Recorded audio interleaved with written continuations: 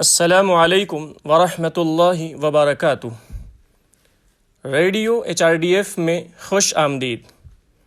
جب ہمیں کوئی کہتا ہے کہ لوگوں کی مدد کریں اور ان کی اچھی دیکھ بھال کریں تو اس وقت عام طور پر مالی امداد ہمارے ذہن میں آتی ہے، لیکن اسلام میں اس کا مطلب صرف انسانوں کو مال دینا اور ان کی مادی ضروریات پوری کرنا ہی نہیں ہے۔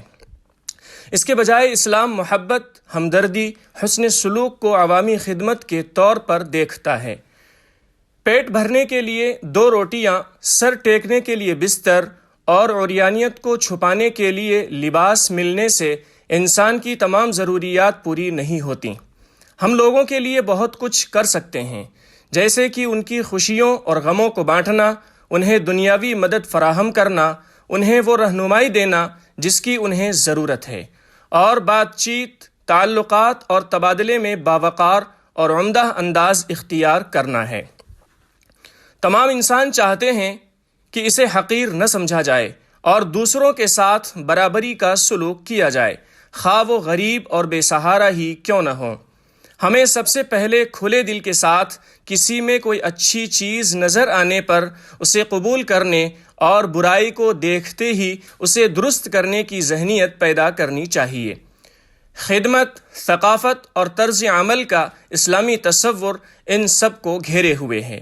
قرآن بچوں کو صرف اپنے والدین کی مالی ذمہ داری اٹھانے کا مطالبہ نہیں کرتا، اس کے بجائے انہیں کہا گیا ہے کہ وہ ان کے ساتھ اچھا سلوک کریں۔